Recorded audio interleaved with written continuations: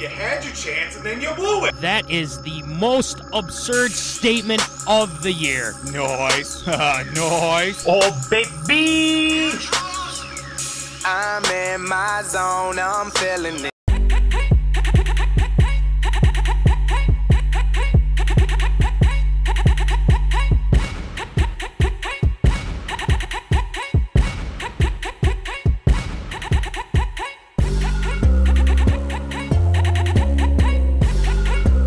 Live from West St. Paul Studios, it's time for MinneZona Sports Live with DJ Matty C. and Paul the Shield Vold. And this is MinneZona Sports Live. We are back. Yes, it is episode 250. Oh, yes. Let's get in that shit claps. Yes. 250 episodes of MinneZona Sports Live. And what better to do it with the NFC Roundtable, the NFC North Roundtable. I cannot wait to get going with that. But without further ado, I am your host, DJ Matty C, a.k.a. Matt Callahan, a.k.a. Callie, a.k.a. Matty C, etc., etc., etc. And all the way in Granite City Studios in St. Cloud, Minnesota, Paul Volt, Shield. What's going on there, Shield? I mean, I cannot believe we've made it to 250 episodes, and you keep asking about, people ask, so how's the show going and all that. It's been going good, but the fact that we made it this long, this far, and we just continue to keep doing it and keep doing stuff like this makes it all worthwhile, I think. That it does, and with that being said, too, we've got a couple of, we got some guys that are ready to talk some NFC North football. Obviously, Voldy and I are representing the Vikings. Then you have over in my the bottom left corner here is the hated. Oh, I'm just kidding. Hey. Wherever it is, wherever you're pointed down, this is where Mitch Ribby is back representing the Brady Bunch I've ever seen in my life. Mitch, welcome back to the show. What's going on? Being a humble Bears fan, that's what's up. Last season was not what I thought it was going to be. I'm not going to lie. Big old piece of humble pie. I had to swallow that every week. It was terrible. Remember, you did say that the Bears had the best wide receiver core, better than every single one of the teams. Just remember that, Mitch. And I believe we have that footage available. Can we recall that clip? Yeah. Oh, wait, we don't have it. I have it somewhere. I do have it somewhere. We do. I do have it somewhere. So go ahead and Mitch, recall that here. Yeah. You got to be careful tonight. You got to be careful what you're going to predict.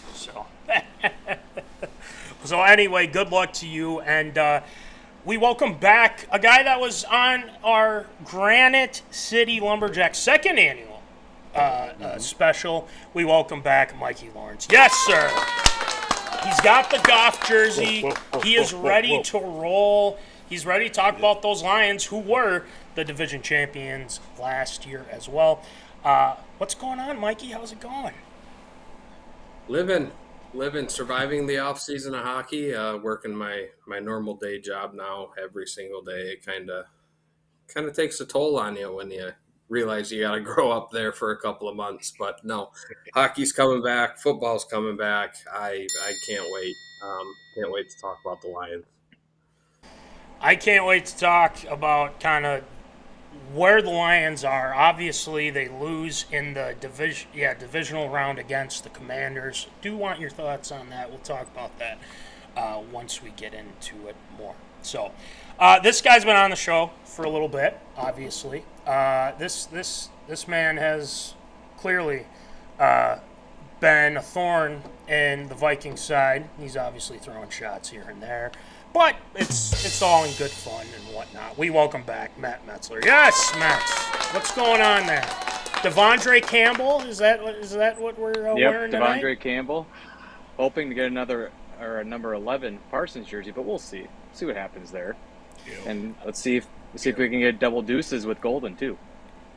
Well, I hope not. I mean, this is a Minnesota show.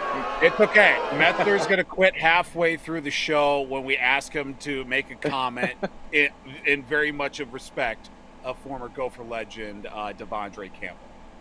Yeah, it's all good. It's fine. That's fair. That's fair. Hey, at least he's repping the brand. He's got the hat. It's all good. Yes, yep. that is brownie points in my book for that's there. So, before we get into it, Voldy, since this is our 250th episode, this is a big milestone. I mean, it really is. And us doing the NFC North Roundtable is really fun. We're really looking forward to it. So, Voldy, I believe that we should be doing a giveaway. Yes, an absolute giveaway. Voldy, all this week we're going to post it on the socials. It'll be easy to, join in and obviously enter into this giveaway as well. So, Voldy, what will the Zoners be winning? What do you got? So we do have these right here, limited edition at quarter zip. I know that it's been getting a little cool as of late. As you can see there, MinneZona Sports Live on the left there with the MZ Sports Live logo on the left sleeve. And I'm going to be honest, I got a few of these, and they're all size double XL. I don't care if you wear a schmedium. I don't care if you wear a 3X. You're getting this regardless. Find a friend. Find somebody that wears a 2X. Find a bum on the street. I don't care. If you win, you're getting it regardless. But it should look good on you.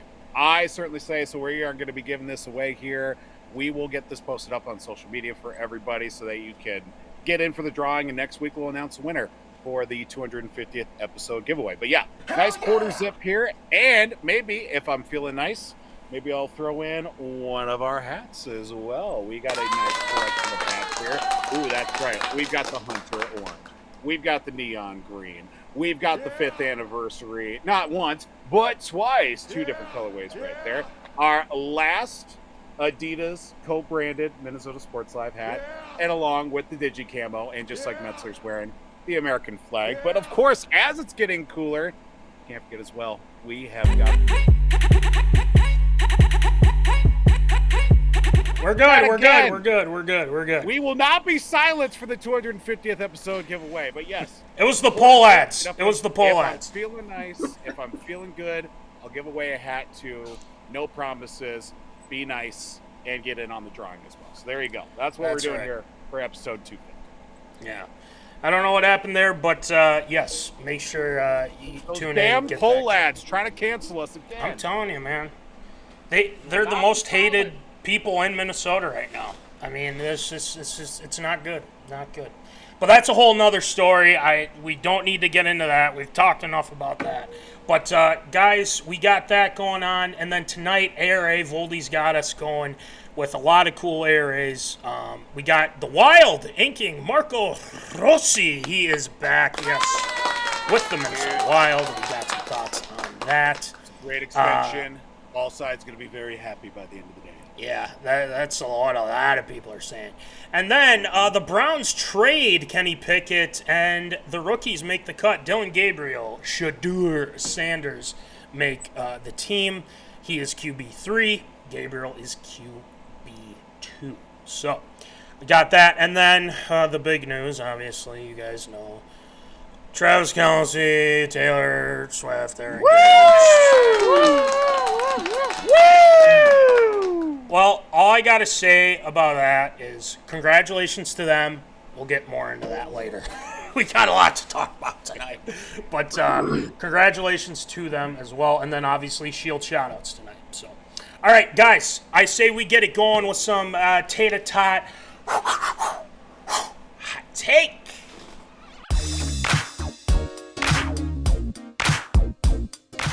Fresh out of the oven, it's Tater Tot Hot Take.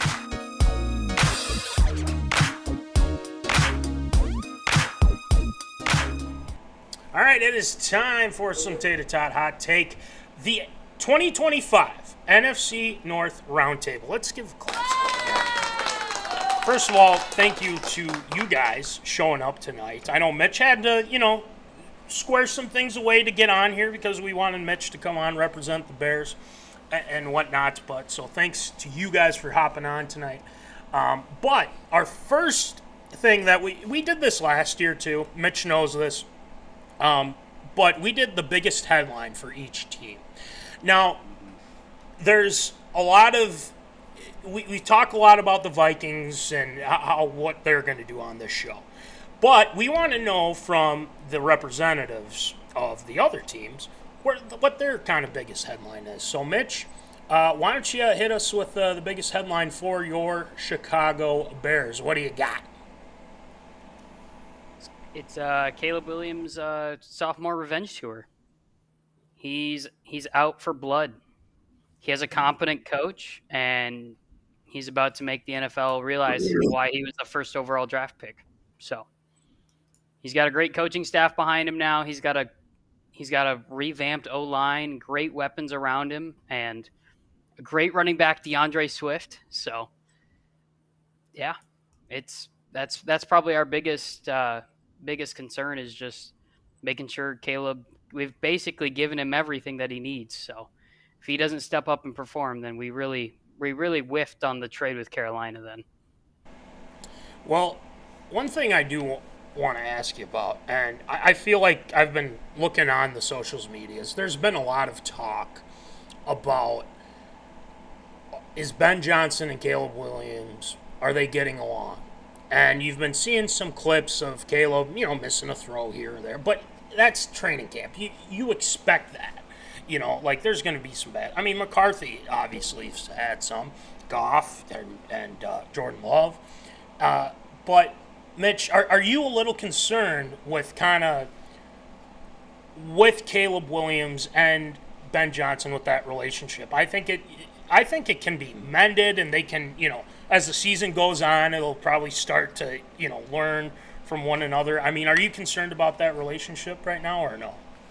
I don't think there's anything that needs to be mended. I think he wants to be coached hard because Eberflus didn't do that. He just let him do his own thing, and I think that really hurt him as a rookie, coming from a kind of hero ball style that he played at USC.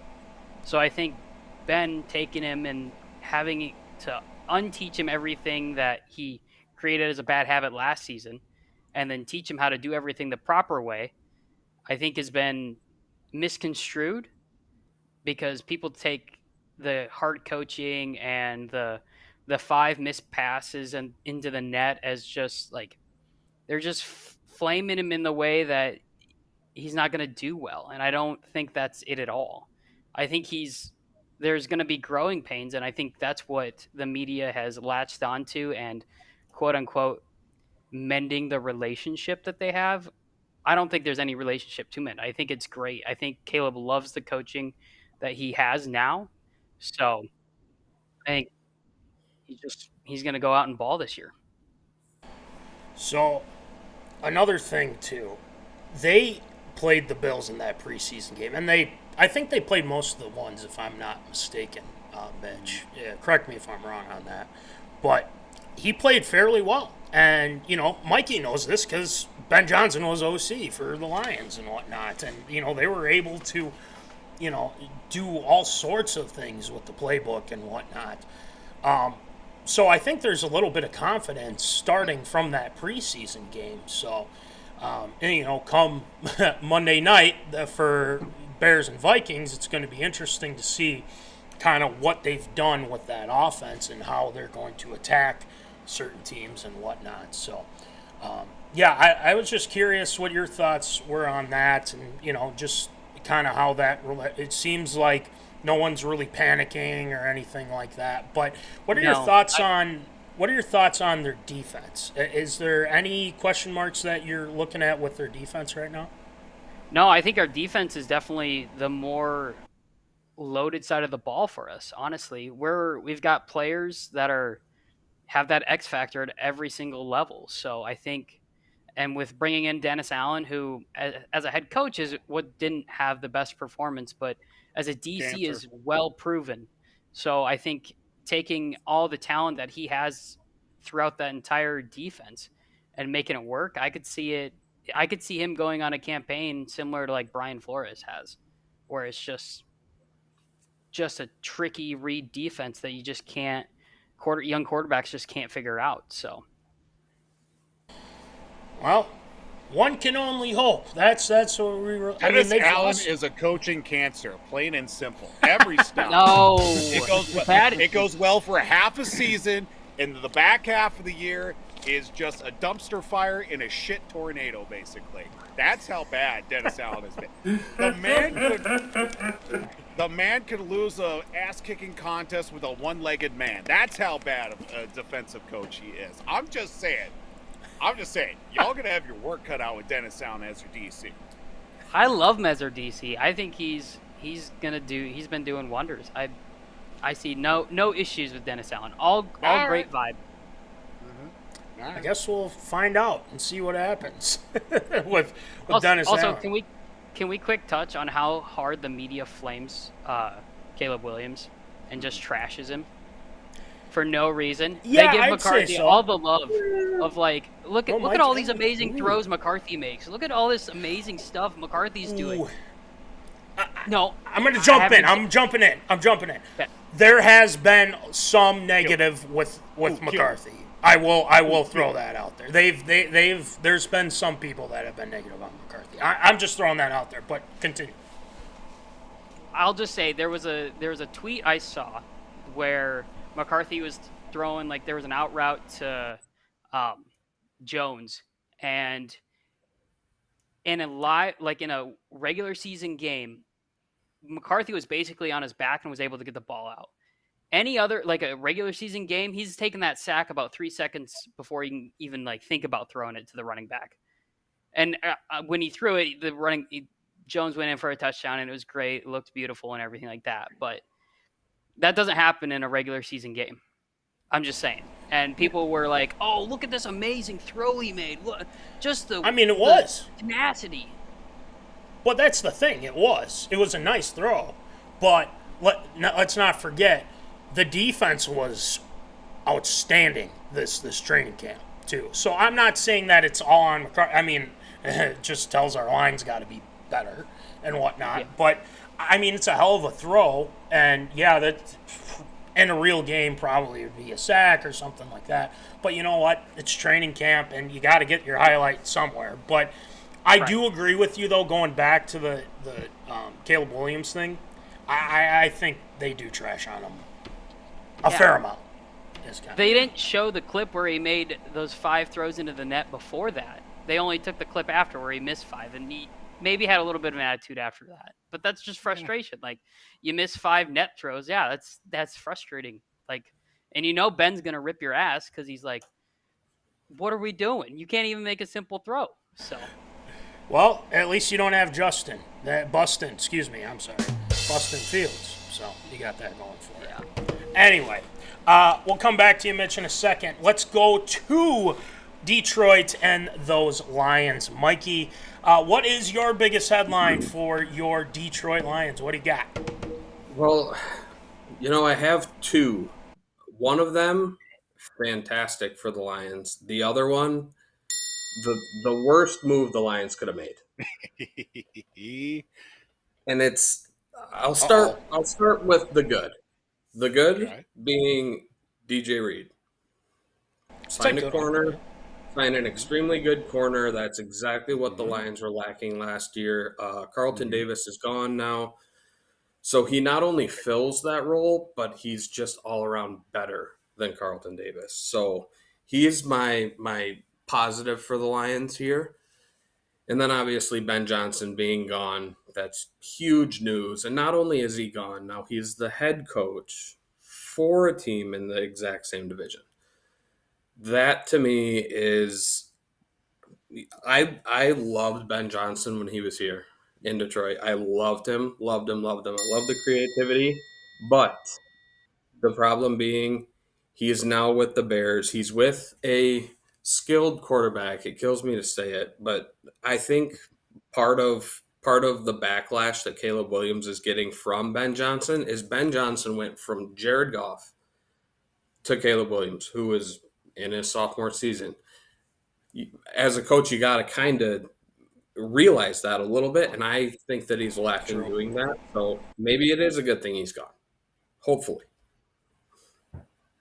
Well, yeah, and it's one of those things where now people are looking at Detroit and they're saying like, okay, what can you do without your coordinators, without Aaron Glenn, without Ben Johnson? So it's a lot of pressure on the coaches coming up in those positions to get these guys to be at that level that they were at last year and the year before, et cetera, et cetera.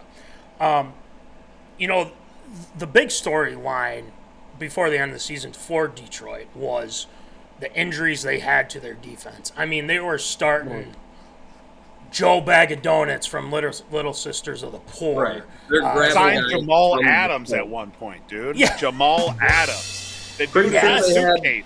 They had a security guard from the airport 6 miles away. Like, Yeah. no one knows who these guys were. Yeah. So, But I it's mean, not how an excuse. They're the next man mentality. So it's not an excuse that Sure. was used by actual fans who have sat here, me now being 32 years old and finally seeing some success from the Lions is fantastic. Yeah. But yeah, it was maybe that's a fact of loading up on offense and having the powerhouse offense that year D does struggle a little bit. But starting the year healthy, Hutch is back. I mean, come on, who's not fired up about that? Anybody who enjoys watching football enjoys watching the guy, whether he's sacking your own team or it's some throwaway game week 13. Who knows? Yeah, I think that's a big deal too, because missing out on him. But you add the NFC North guy and Zadarius Smith, who clearly just wants to go through all teams in the NFC North. Mets knows this. You know this. We know this as well. What the hell is he doing? Lord help us, he ends up in Chicago. Yeah, honestly, I think that's what might happen at this point. But he hasn't been signed yet. It's still available. That's right. That's No, a good point. So, Mitch, if you need another pass rusher, Darius could be waiting in the wings. But we'll see. I don't know. But so we'll go to Mets here in a second. But the last thing I'm going to ask you, Mikey, is, I mean, how do you feel about their defense this year? I mean, are you, like you mentioned, some of the corners and everything like that, and Aiden Hutchinson coming back?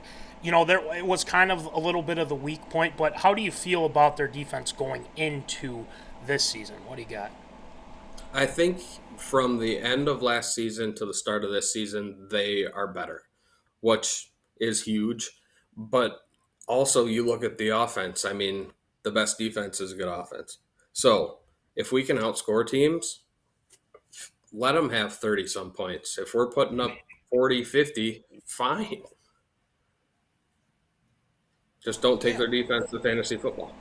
It's true. It's true. Got to be careful where you're. Cincinnati their way through the regular season is what you're saying. Just Bingo. F it. Amon-Ra down there somewhere. Jameson down there somewhere. Laporta down there somewhere. Yeah, that's right. They traded Tim Patrick, by the way. Yeah, for some they're going draft with old Mayotron Tesla, the rookie. So Yeah. we'll see if Tesla, yeah.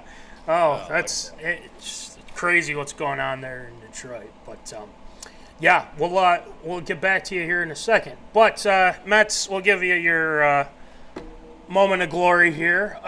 What is the Packers' biggest headline? Non-Micah Parsons, I might add. Or is that your headline? Is that what you're going with? What do you got? Nope, not my headline. I think I know what you want me to say, and that's releasing Jair.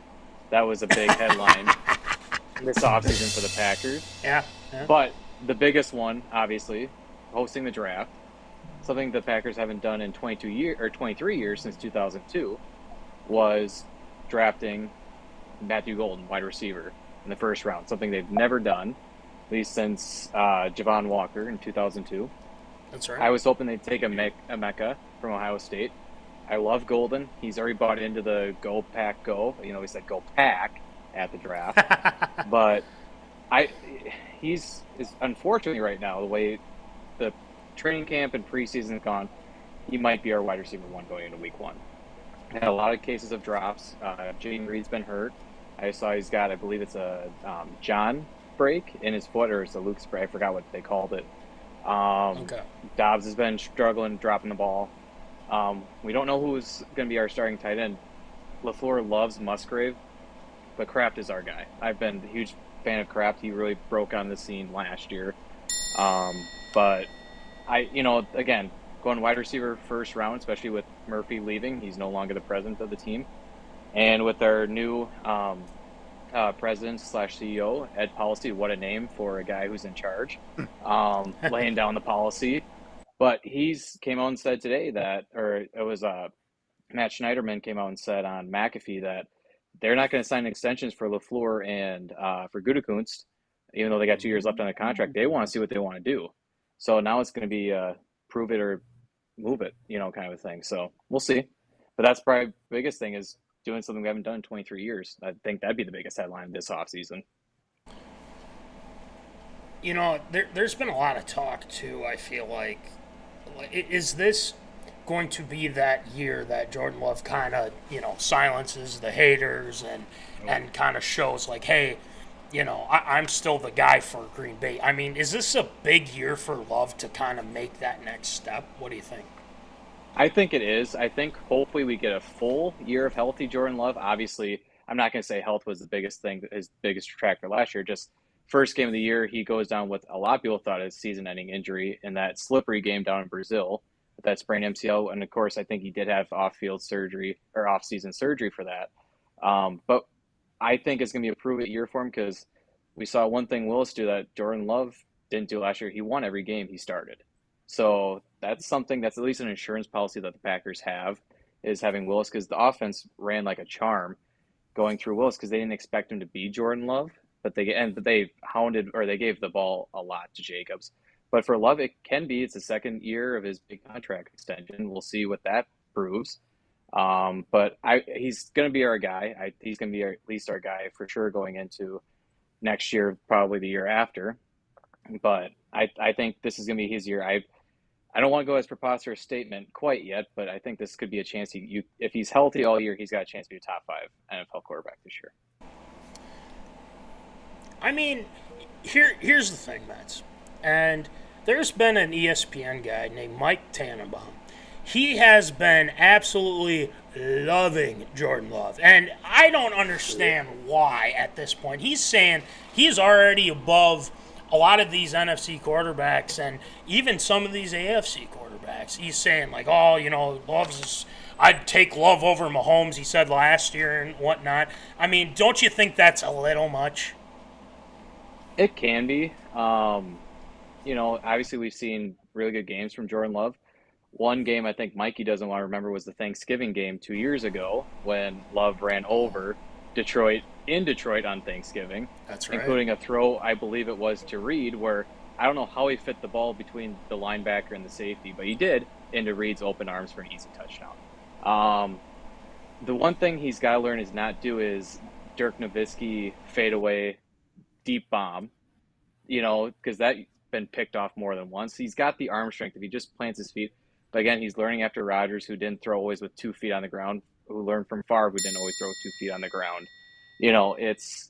He's got the talent. I think the 3-4 years sitting again helped, but he's my guy moving forward. I'm not going to deny that. Okay. See, and that's because we've been talking about it with Absurd State. I mean, he's just absolutely just like, oh, Jordan Love this is it. It's like, let's see what he does this year, and I mean, not make that determination now is kind of. He's shown enough to prove it, but sure. He hasn't shown enough to definitively say consistently. Mm-hmm. Yeah, I'll give you that. So that's kind of the biggest headline. Obviously, Voldy and I will be talking more about Vikings and whatnot here next week. So last time we did position rankings, and there might be a little bias here and there and whatnot, but it is what it is. But we'll kind of go through each of you guys here, and we'll start with the quarterback and kind of work our way through offense, defense, and whatnot. You can kind of give a little bit of an explanation, and then we'll just kind of move on just to kind of keep things moving. And then Voldy will make his rankings as well for the positions for Minnesota Vikings as well. So, Mitch, let's start with you. Quarterback, who is your top 4 in the division? Who do you got? This pains me to say. It really does. But I gotta give first overall to the Packers. I just think Really? I think Love just has a little bit more a whereabouts and off script playability than Jared Goff does. And I think without Ben Johnson, I think we might see the Jared Goff of the LA Rams, where he just Ouch. struggled in that Super Bowl. So Everybody struggled in that Super Bowl. yeah, they did. But third, The or Patriots second- won, for God's sake. Somehow. They did. Edelman didn't struggle that one. No, he didn't. No, he didn't. Yeah, true. No big deal. Second quarterback in the NFC North, I got to give it to Jared Goff and the Lions. He's still a really talented quarterback. I know people exchange Love and Goff 1 and 2 all the time. 3's got to go to the Bears. I think my boy Caleb Williams is just Wrong. a little more seasoned than JJ Wrong. McCarthy. And then in 4th is the Vikings. Wrong. So I just want to bring. Go ahead, Mitch. Sorry. I was going to say, I want to bring up the stats from when he went to Michigan. Oh, here we go. There were 3 games. He had 30 or more pass attempts. The Okay. rest of them were all under 30. And that's at the college level. Hold on, though. They had a running game. They Congratulations. had a running game. They had a great defense and whatnot. And you know what? Harbaugh's a running coach, man. It's Gotta true. Yeah. run the rock. O-line Yeah, is a weapon. KOC is not a running coach. How many times did Darnold have to just sling that rock? Well, he was mobile. He got away from a lot of rushers and whatnot. That's the thing, is that O'Connell can adapt. He's the QB whisperer, for goodness sake, Mitch. Come on. I also want to say that we were all very surprised by Sam Darnold's Yes. Yeah. stint with the Vikings last year. However, I think KOC is a quarterback whisperer to a seasoned quarterback. So I think. Sorry, I had something beeping at me. KOC is a great quarterback whisperer to quarterbacks that understand how to read defenses. Sam Darnold, being in the league as long as he was, understands how to read defenses and work with that. I fear that McCarthy is just too. He didn't play it all last season, and That's his true. stint with Michigan was propped up by his offensive line, his running game, and Jim Harbaugh. Isn't And that they what had it's supposed- everybody's signs. Yeah, and the isn't Lotus. that what it's supposed to be? You got a great O-line. You got Stallions. a great weapon. You got a great coach. How's that not a good thing? I don't think the Vikings' run game was as good as Michigan's was. And also, we're comparing college to the pros. I think that's the biggest thing we're missing here. Right, but let me add this in though, and we'll get to Mikey here. But the main thing is with JJ McCarthy, we're not expecting him right away to just go off. And let me tell you, if he goes off against the Bears, you're up for absurd statement. I'm just saying, it's happening. No ass. It's happening. Ras.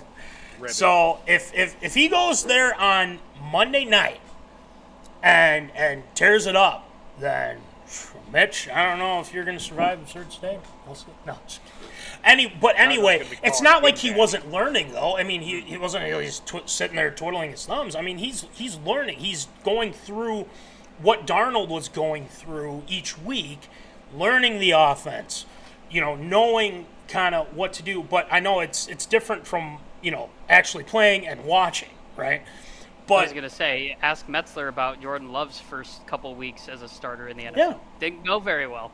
right. So I mean, He looks there's good going against the Bears, but yeah, true. There's that. By the way, Voldy, we got our guy Jimbo tuning in. Yeah. He says it's great for Carson Wentz as well. Shout out Carson Wentz hopping on the Vikes, back for a stint with the Vikes, so it's pretty cool too. So, all right, Mitch, you have Jordan Love, Jared Goff, Caleb Williams, and JJ McCarthy. Mikey, who do you got? Well, obviously, I have Jared Goff. He's king of the North. Until somebody throws him off, how do you not go back to him? He didn't lose any weapons from last year, essentially. J-Mo's starting the year healthy, which is going to make his deep ball look even better. So I got Jared Goff at 1. This kind of pains me to say, but I do think Caleb Williams' breakout season will be this year. So I will go him at 2. And reason I say that, he's got a great receiving core. Ben Johnson is scary. He will make Caleb Williams good. Caleb Williams already has what he needs as the basics. Now he gets one of the best OCs in the game to mold him from a young age and push him to be one of the best. And it's not going to shock me when he is an absolute tool this year for them. Like, he's going to be an absolute weapon, and he's going to be dangerous. Next, obviously, Jordan Love. He's impressive. The game against Detroit 2 years ago, extremely impressive. Can't take really anything away from him, and he also doesn't have the tools that Caleb Williams has or Jared Goff in the receiving core. Yeah, there are some good receivers there in Green Bay, but I don't see them matching up against a Lions defense or a Green Bay defense who is only revamped in the last year. So I got to go him there. And the only reason I put JJ so low is because it is technically his rookie season, and you see the hype that Caleb Williams had coming in. Yeah. And I want to kind of touch on that from back at the beginning of the pod, but that hype was with Caleb Williams his rookie season. So the hype's not going to be there this year. Everybody moves on to the newer, shinier toy. So that's True. JJ McCarthy. That's why the hype's there. He's a great quarterback. I mean, he won a national championship. He's a good quarterback. Yeah, he had an amazing offensive line, but they did run the ball a lot. And when he was called upon to pass, he passed. I think, it's more of a really good going to be really good in the NFC North right now for quarterbacks. Yeah, I personally think, real quick, this is probably the best division in the NFL right now. Yeah. Honestly, I mean, all these teams are solid, and you really don't know. I mean, obviously the Lions are the favorite. Let's call it what it is, and then you have probably, no offense, Mitch, but you probably have Minnesota and then Green Bay after that as well. I mean, Chicago, I think, needs to kind of prove themselves a little bit and then see where it goes. But I think it's the best division in the NFL right now. So, that's I expected that ranking. So that's good there, Mikey. All right, Mets, what do you got? I got 1A is Love. As no surprise there. 1A is going to be Goff. 1A. Yep. I mean, Goff is he's earned every penny that he's gotten out of that extension. From where he was at when the Rams traded him, they thought, hey, we'll ditch this guy up to the island of irrelevability. Then you got 1A Love, 1B is Goff. I'd say probably next best quarterback in the NFC North is Skyuma row the boat, Skyuma go first, Max Brosmer. I mean, he showed really well in the preseason. But no, it'd be Williams and then it'd be McCarthy. Again, I can kind of see the hype there a little bit, talking with a lot of people at work. They're big on McCarthy. I'm not saying that because I also have a rookie card signed by him as well. I think McCarthy's got the potential at times, but it's going to be interesting to see how he translates with the legs, see if he's going to be as mobile as he was with Michigan.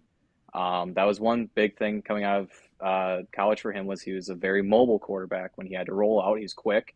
Let's see if that translates, and with Williams, he had some flashes last year. I know he led the Bears to beat my Packers for the first time since 2018. And he almost came back against the Vikings. He's shown some flashes, but year two, especially with Odunze, with DJ Moore, Komet, he's got some weapons, but can he utilize it, especially in Ben Johnson's offense? Fair enough. I think that's pretty good too. I mean, it's like you said. I expected the McCarthy thing to be 4 because we don't know, right? I mean, that's just how it is. All right, Shield, what do you got? Okay, so definitely have to go with Jared Goff at 1, just based off of obviously being the big dog in the division right now. Always a team that is very pesky. At number 2, I have Jordan Love. And then the third spot is a little tricky for me. Now, Ribby, what was the Bears' record last year? Can you remind me again? 5-12. 5-12. How many games did J.J. McCarthy lose last year? 0. So that's going to put J.J. at 3 and then Caleb Williams at 4. Next question. Golly. How many games Next did question. McCarthy start? How many games did he start in the regular season? Didn't lose any. That's I my didn't check. win any. Hey, you know what? Didn't lose, didn't win any. He's in limbo. He's in limbo. So it's not bad, not good, just right in limbo. That's okay. I guess we'll see Monday night. Yeah, We'll we'll weep see. over his national championship That's ring right. while Caleb's That's shining right. up his Heisman. That's fine. With his zesty finger paint. That's okay. Pow pow. Shots Hey, but I fired. will say, though, I am in the market for a Bears jersey just because I'm a boy Case Keenum, QB number 3. What's up? You got Jimbo laughing, so Shout out Case that's Keenum. That's a good thing. Yep. Hashtag Keenum's keepers. So Next let's go to running back. We'll speed it up a little bit. But Mitch, who do you got for running back? I got Lions at 1, Packers at 2, Vikings at 3, Bears at 4. As much as I want to love DeAndre Swift, he just did not have a good showing. He had flashes, but and maybe with an improved offensive line, we'll see that get better. But I really like our rookie out of Maryland, though. I think I could see him taking that RB1 spot from him. So I think that's kind of where we're at with that. And I mean Lions Okay. running back, two-headed monsters. So, and Yeah. Very true. All right, Mikey, who do you got? The exact same ranking for the exact same reasons. Just nailed it. I think Great minds I think think alike. it's a very, very, very cut and dry running back ranking. You can't take Detroit out from the number 1 spot with the double-headed monster they have with the power running in Montgomery and then good luck catching Gibbs. So, yep, can't take him out of number 1. And everybody else kind of from down the line it's a toss-up. You never know. Running back's one of those positions. It's just you never know what you're going to get. It could be, I don't wish it upon any of you guys, but a torn Achilles on the first snap. It could be a chop block somewhere or a That's true. lineman rolling over on an ankle. Like, you just never know. And the only reason that gives Detroit the top spot out of everybody is the fact that they've got 2 of them that they can go to. It's nice having 2 running backs that can get it done. I mean, it really is at this point in time. So, and I think each team has pretty solid running backs. Mitch is, it is what it is. We'll get back to that. Mets, who you got? I'll say same thing I do with the quarterbacks. 1A is Packers. I'll take quality over quantity. And then 3 Bears, 4 Vikings because 33 double down. Well, I know why you did that. Because you're mad at Jonesy. He wanted to 33 double down. Huh? Showtime.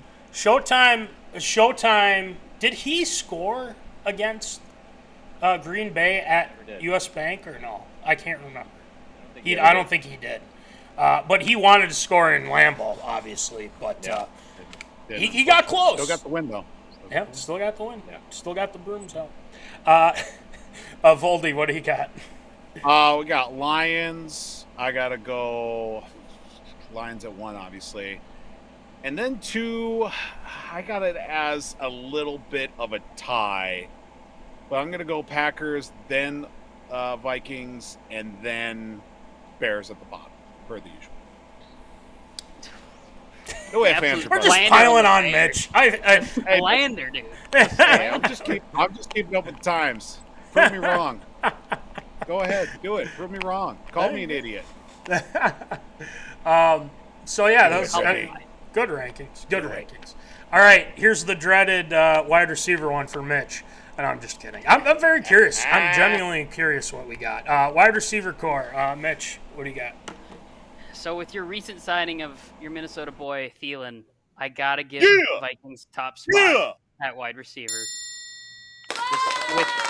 With Addison being suspended, it was gonna pull him out, but then you signed Thielen. So I think you overpaid a little bit for him, but I mean, you were the one that approached the Panthers, so I think he'll be good. He definitely won't be what he was like when he was there the first time, but I think Thielen's a solid wide receiver there to kind of help McCarthy. And they've trained in the offseason for the past 2 seasons, so I think he'll be a sneaky good weapon for him.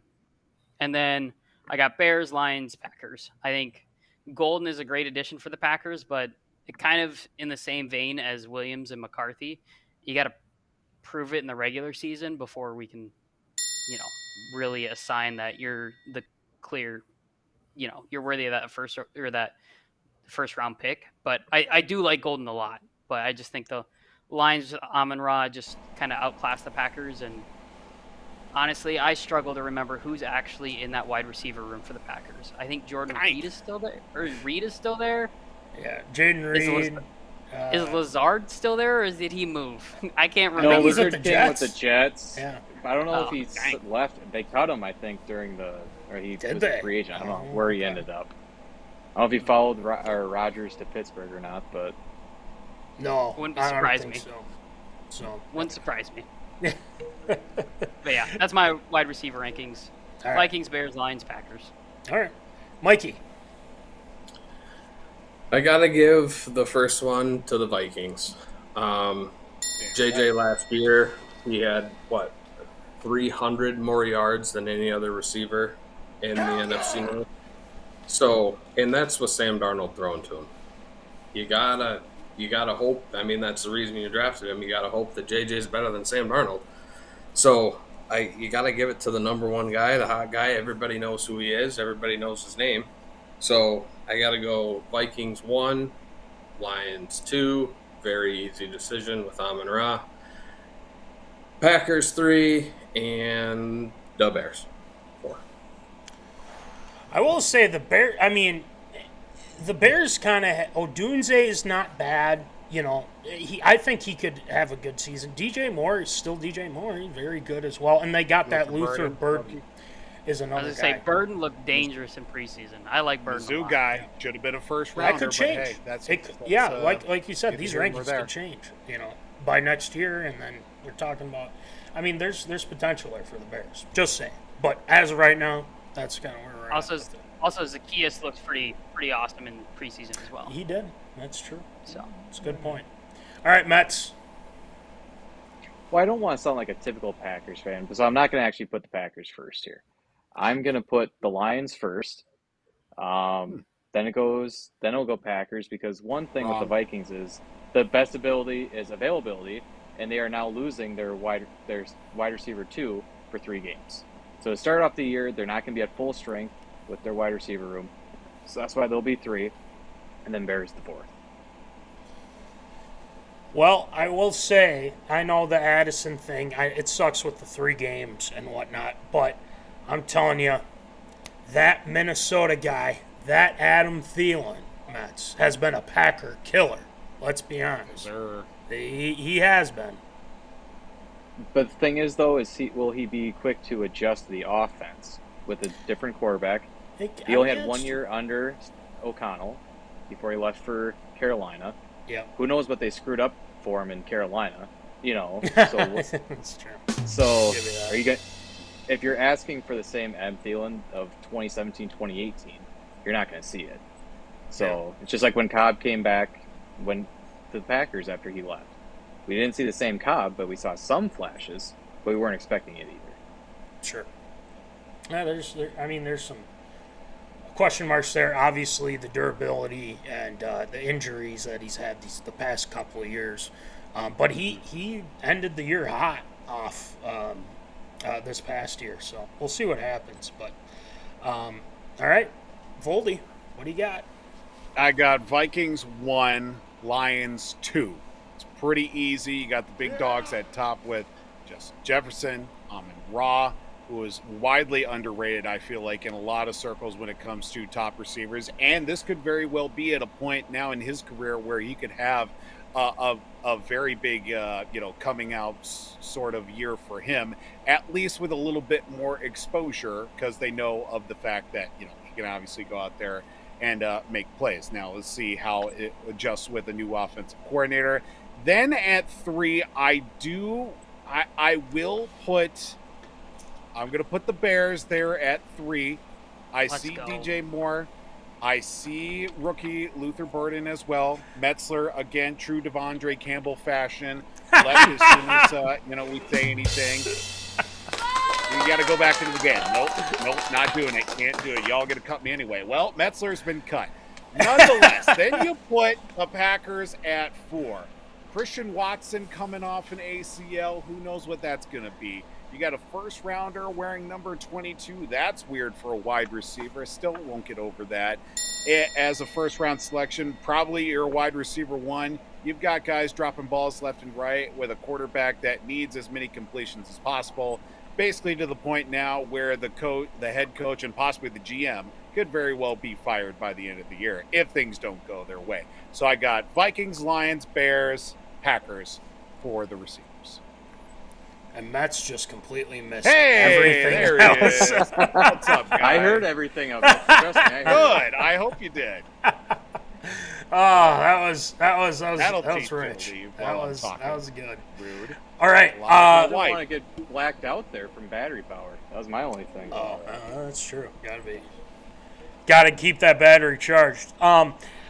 Last one, and then we'll get to division predictions. Let's go defense. Just fully the defense for each squad. So, Voldy's ready. Mitch, who do you got? I had it broken down by levels. I had D-line, linebacker, and secondary. Just gut rip. Overall, I'm gonna go Bears, Lions, Vikings, Packers.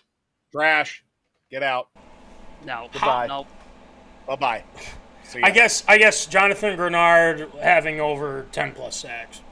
Andrew Van Ginkel having 10 plus sacks as well isn't enough to be Hitman. above. Hitman. What? Byron Murphy Jr. 6 interceptions. What? There's a lot. But you know what? Let's let Mitch. That's his rankings. You gotta respect it. That's what you get. All right. I will say I had you guys at the linebacker, D-line, and secondary at the second spot for each one, but I think Aiden Hutchinson just too much of an X factor for the Lions to. Yeah, that's a good point too. So, but I mean, I don't hate your ranking. I just think, Voldy hates I'm it. a little biased. I don't hate it either. I just hate the words and the voice that come out of your mouth when you say it. Yeah, there you go. It is what it is. No, it's all good fun. Real quick, so we got those are Mitch's. Let's go to Mikey. Mikey, who do you got? I've got Lions, Packers, Vikings, Bears. Hutch is back. Hutch is back. Yeah. Can't take him out of number 1 with him back. Packers just play such a gritty game that they're just like a gnat. They're annoying. They're always around. They're always buzzing. Their coverage is good enough to get by. I think that the end result last season for them and their record doesn't exactly fit where anybody really thought they were going to be. I think they should have been a lot better, and I think that this year they'll be dangerous. Vikings and Bears are just the Bears. Walk over Gainesville. Damn, man. What is going on with Full mid, Mikey. B-Flow? I mean, that's all I got to say. Brian Flores is amazing. What is going on here? No, I'm just kidding. I get it. You know, you guys got your opinions with it. That's okay. We respect it. That's what makes the year fun. Is now we can look back at this before next year and just be like, wow. What an idiot! What an idiot! Why did I say that? What the hell is going on? What's Paul thinking? Trust me, we'll have most absurd statement, you know, and all that stuff. So just we're hearing everything. This is all recorded, so this just is wait all, patiently. Yeah, just wait exactly. So, all right, Mets, who do you got? Well, it's hard to say, and this is going to be my reasons why. You've got the Lions, who I think they're going to be the top defense because of what they're able to do last year by having so many injuries, having one of the better defenses in the NFC. Not really losing a lot of guys, but they lost their DC. So we'll see what kind of new scheme, if they run a new scheme. I don't know if it's still 4-3, Mikey, or if it's 3-4 that they're going to be running this year. And then you've got Packers and Vikings, who I feel like they have the same flaws. They both have decent front seven that can get to the quarterback. With the Packers losing Jair, it's going to be interesting to see what they can do on the back end with Hobbs, McKinney. Two very good secondary, but what can they do with the rest? Because we're going to have a guy you don't know, Bo Melton, who's transitioned from a wide receiver to a cornerback who made the team. See what he can do. So both teams have those flaws because with Vikings, they can get to the pass rusher, but can the back end hold up if they can't get to the quarterback? Those are both question marks for both teams, and then obviously the Bears, because again they got pretty much brand new everything. What are you talking about? We have guys from last season almost every level. Yeah, but I mean, new defensive coordinator now that Eberflus is gone, which I don't know if that's a good thing or the bad. The Flus is loose. I had to And say how it. many games did you lose last year?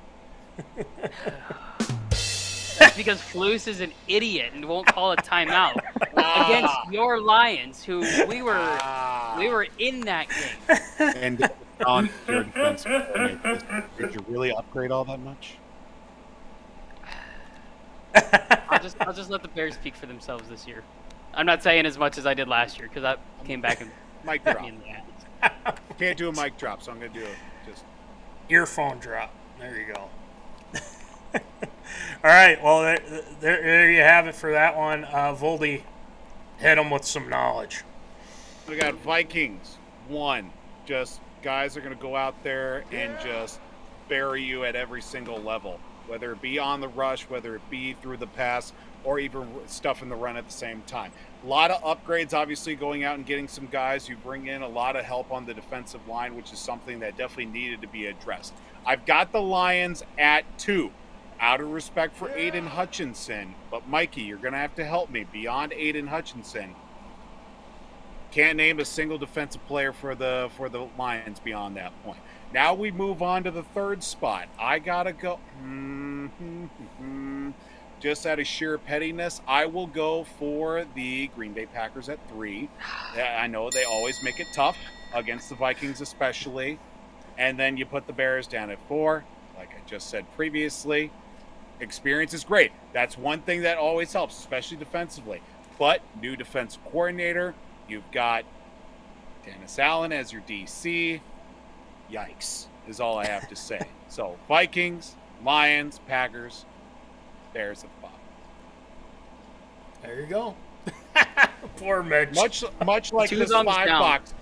Much like this $5. Bears at the bottom. Just down there. Down over there. I mean, it's in their tagline. Bear down, right? Bear down. Bear down. Got the Bears. I'm sorry. Yeah, we need a better tagline. Yeah, they kind of do. I've got to admit that's not One great. pride. But One pride. you're getting a new stadium, so there's that. It's getting there. Not in Chicago. That's okay. Not That doesn't yeah. matter. Arlington that's Heights. right. That's right. That's crazy. All right. Like a bad TV show name. Yeah. All right. Let's do the predictions. Who do you guys have winning the NFC North? Let's start with Mitch. Hit us. Bears. Bears are gonna win. All right, I'm done.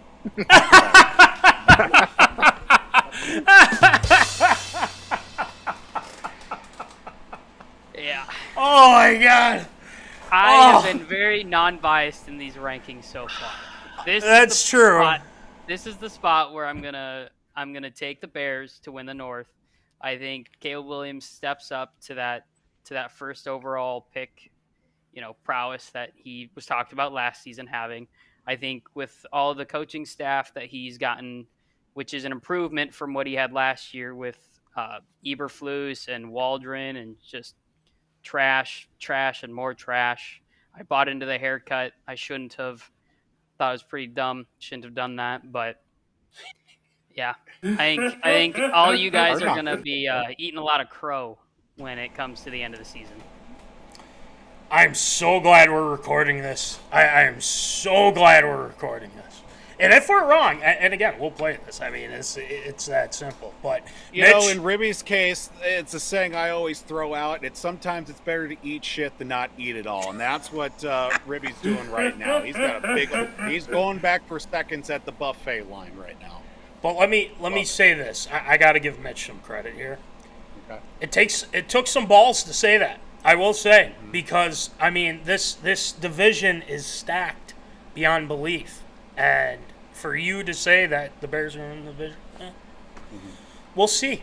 We will see. But Mitch, I appreciate your willingness to go that far and do it. So, Mikey, I think I already know what you're going to say, but go ahead, sir. Well, I mean, until somebody else knocks them off the top, Kings of the North are right over there in Detroit.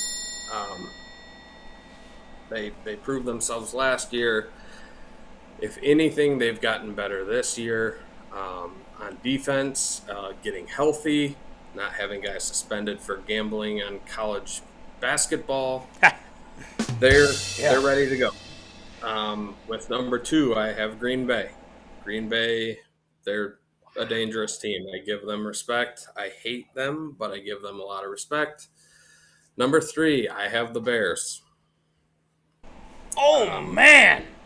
I have the Bears there simply because I do not think that J.J. McCarthy has the ability to outscore teams on his own by making plays in this division. I think he'll have a field day out of division with the defenses that he's playing against this year, but in the division, I don't think that he is good enough, he hasn't proven anything. He's not good enough to win games by himself single-handedly like other individuals on other teams.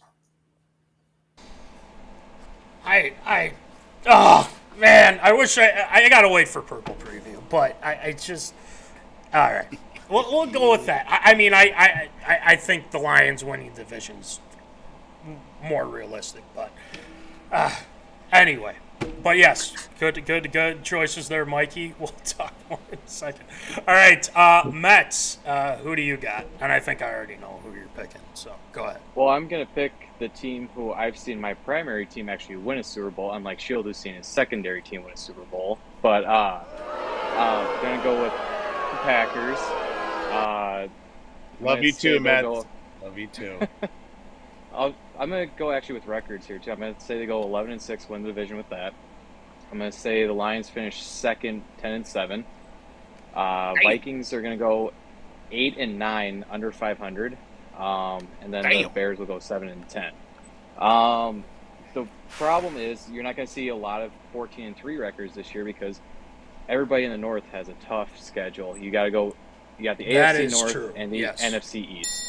That's very true. You're not going to see a lot of high record teams this year. And for the Packers, they got the added bonus. They're playing all third-place teams by being the third-place team last year. I think the Bears will improve a little bit. Vikings might regress because, again, they're playing the second-place team. And we'll see what Lions have for, again, new defense coordinator and offense coordinator. Okay.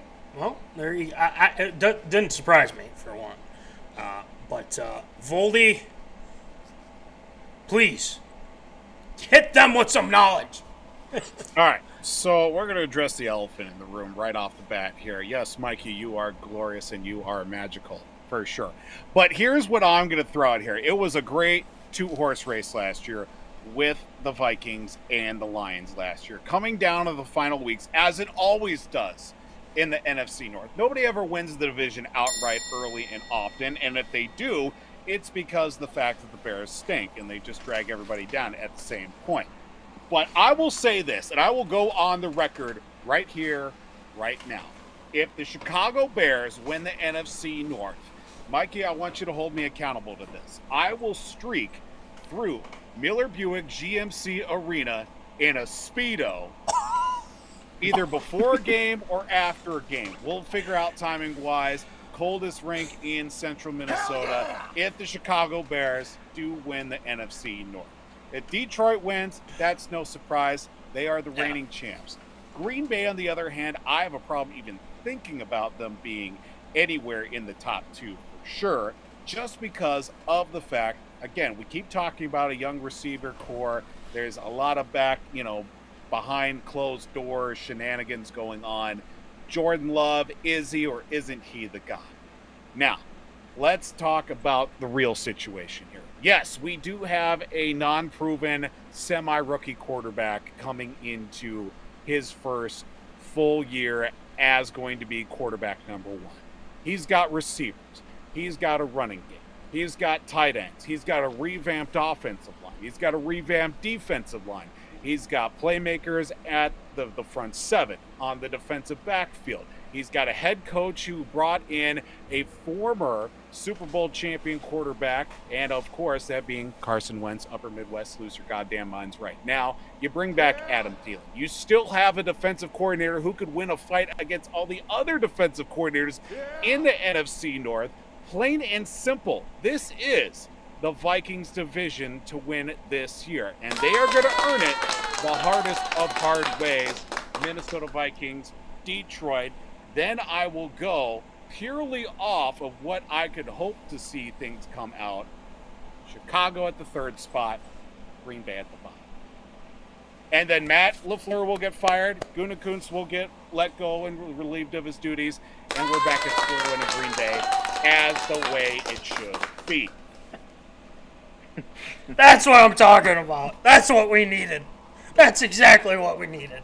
And Yeah, Ruby, I hope you sure do join us when Chicago, if hell doth freeze over, wins the NFC North to see all of this gloriness in an orange and blue Speedo in Miller Buick GMC Arena in Sauk Rapids, Minnesota. Nobody wants to see that. Not even my own wife wants to see that. I want to see that. I want to see it happen. I want to be there to you film would, it. you little freak. Right? MinneZona Yes, Daddy. on location. Yeah, on location. That's right. We have live barn, so there's video cameras in there that will pick up. That's right. That's true. Right. So That's now we very can true. hold on to it forever, since it'll be burned into your memory. Now you have a hard I am copy, too. gonna catch a case, and I'm not gonna be allowed within near 100 yards of the school. Sometimes you got to commit to the bit, boys. You got to do it. You just gotta- got to do it. With you this gotta commit mustache, to the bit. I am already committing a crime with this mustache. So, speaking of committing to the bet, Omni Entertainment, and I believe I know who this is. You heard it here first. If the Bears win the North, Voldy is going to commit a borderline crime. I'm sweating now. I'm not sweating because I'm worried about the Bears winning. That took a lot out of me to get that all through, and I'm surprised I did not. That took a lot out of you. That took a lot out of you. And then, hey, C Money. C Moore says NFC North is the best division in the NFC without a doubt. Facts. It's exactly what we said. And as that dude well. is a Titans fan. It's He's got true. enough problems going on. Yeah, Cam Ward, see what happens and Ward, hey. whatnot. And I think it's the best division in the entire NFL. yes, I don't. hands down. Agreed. We all can agree on that. I mean, we're all rivals and everything like that. We all agree this is probably the best division in football. I mean, it But really hey, is. at least we can all agree on one thing. Dallas sucks. Yeah. There we go. Shout out Joe Clement. Hosting a draft party tomorrow night. I do want to say, though, for Joe Clements, I feel like we need to have him on this show. We got to talk about those damn poll ads. We got to talk about those damn poll ads with Joe Clements. You want to get a guy fired up, you bring him on here and bring up Minnesota Twins baseball. Something will be broken. You may need to look into like an NBA somewhere or some sort of new contract to allow more than one F-bomb per show. Well, we can make it happen. Your money's worth with him. You will get your money's worth with him. Yes, and to be honest, it'd probably get a lot of views because I've ripped the poll abs many times. Voldy, Mitch, I think you just did a show with somebody on a podcast. Remind me, what is the name? Where can you find it? Sideline Vibes. We're on YouTube, TikTok, Instagram, Twitter. So make sure you check them out. Yep. Yep. You did talk about that. I didn't listen to the full thing yet, but I will. I want to see what you have on that. Metz is obviously a big Twins fan as well. Metz has thrown in his 2 cents about that as well. Enjoying every second of it right now and watching the poll ads just fail. Like, oh my God! I'm at a point where bad. I'm Randy Quaid in Major League 2. I'm at that point where I'm rooting for their non-success. Oh yeah, definitely. Are they failing though? Isn't that what they want though? They want the Twins to fail though. Are they failing? I don't know. Well, I guess they're being successful because I'm making bet wins off of it, so I can't complain too much. Yeah. Well, there you go, Matt. Not bad. Sports rigged, man. Yeah, that's true.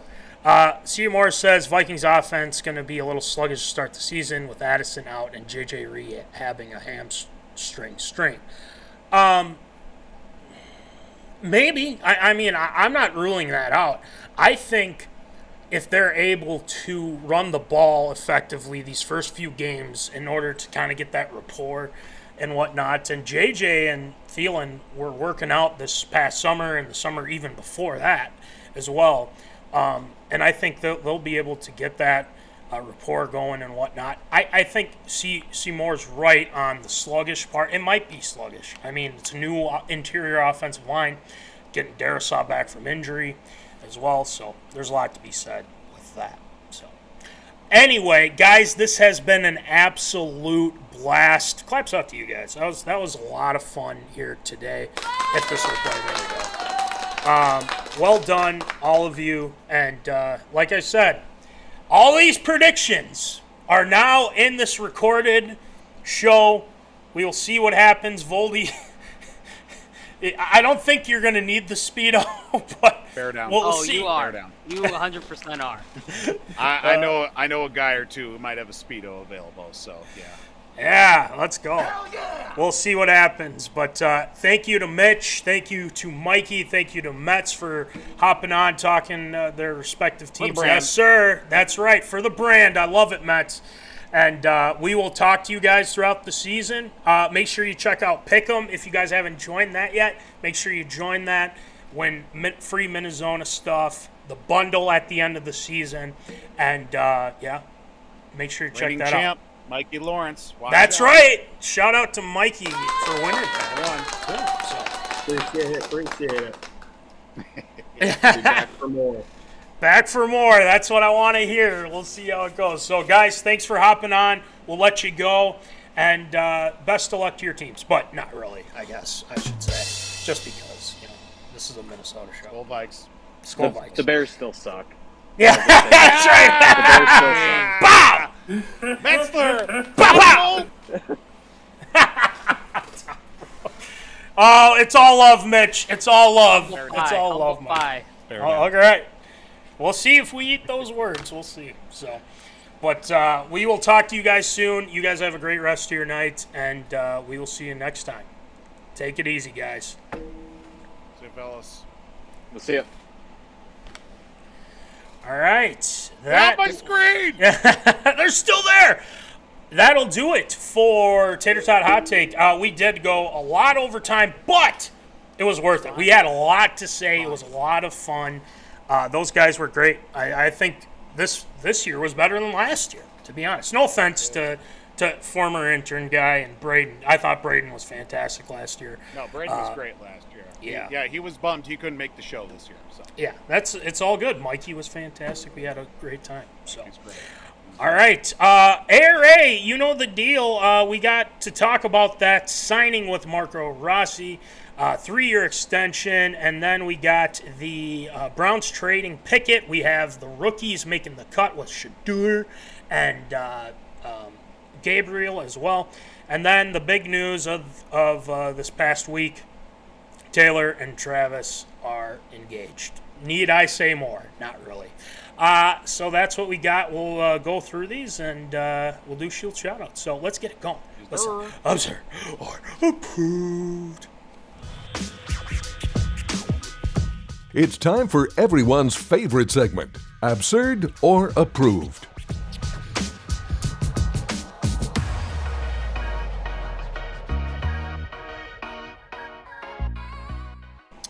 All right, it is time for Absurd or Approved. We got 3 for you tonight. Voldy, or why don't you rattle them off for us, please?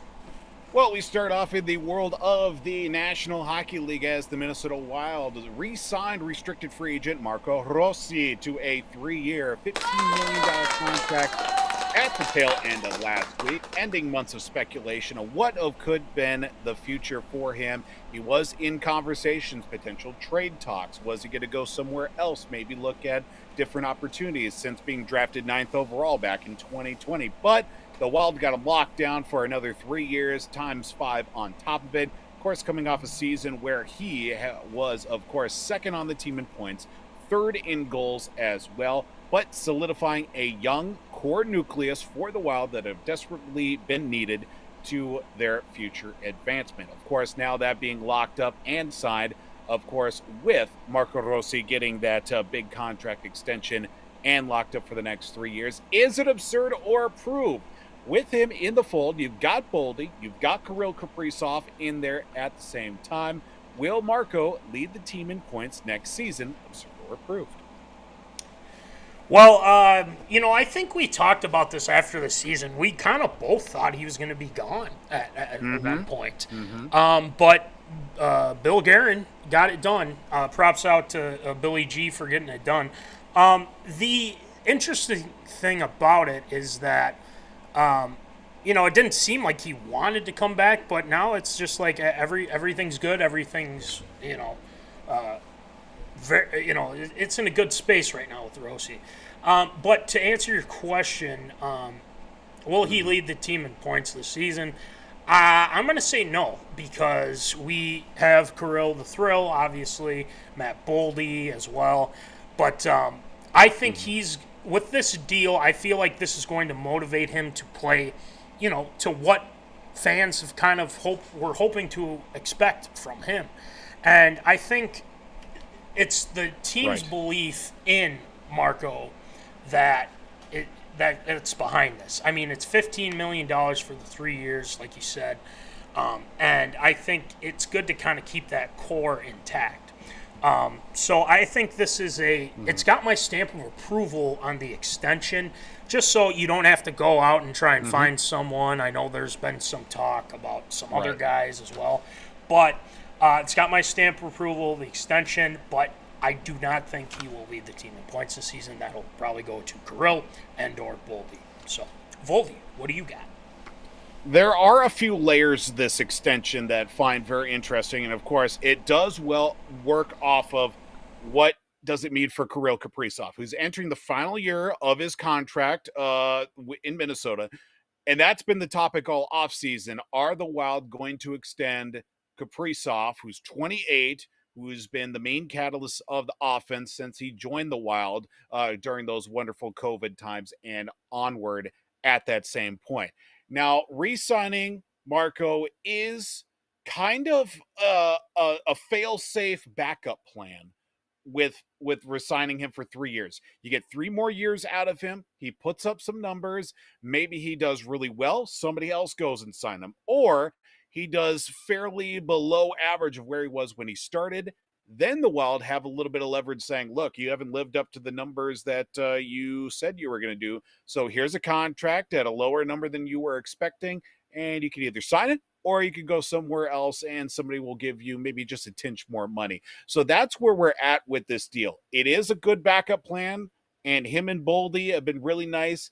But of course, a lot of eyes still drawn towards Kaprizov and the lack of conversation that has taken place during this summer. Still a little bit bothersome, but of course, with all that dead money now off the books for the Wild, you've got the Olympics coming up. Bill Guerin is the GM for Team USA Hockey. Kirill most likely not going to be playing the Olympics for Russia, as Russia is still banned from Olympic competition. Maybe that will offer him an opportunity, obviously, to rest, but at the same time, maybe look and get an opportunity to maybe work that deal out a little bit more. But I do approve the extension. Don't think he's going to be leading the team in points, but I feel like given the injury history we've seen with a couple of our top guys, he will be a factor in the offense for sure. Rossi. I love it. It's so good. Rolling your R's like that. That's 3 more years of that. We love it. Stamp of approval on the extension. Yes, sir. All right, next one, Voldy.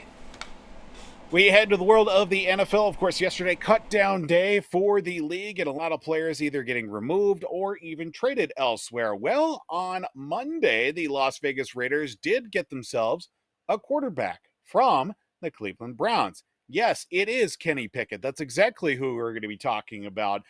Kenny Pickett was traded for the second time in basically a calendar year for him, as the Browns did get a 5th-round pick in return for Kenny Pickett. Thank you for your service. Now clearing up the room for Joe Flacco, who's QB1, and just announced here the other day, if not today, Dylan Gabriel, quarterback 2, Shadur Sanders, quarterback number 3, even with the spin cycle in the quarterback room that they've had this offseason and into training camp through the preseason is now solidified with 1, 2, and 3.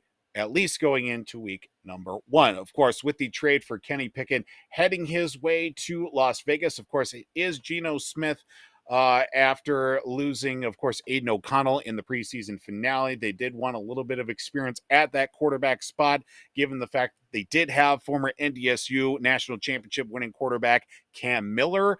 He got let go today, unfortunately, so Kenny Pickett looks like he'll slide into that number 2 position for the Las Vegas Raiders. But even with now that cleared up, you've got your 3 quarterbacks with Flacco, Gabriel, and Shadur. Is it absurd or approved? Will Joe Flacco start more games this season than the rookies combined?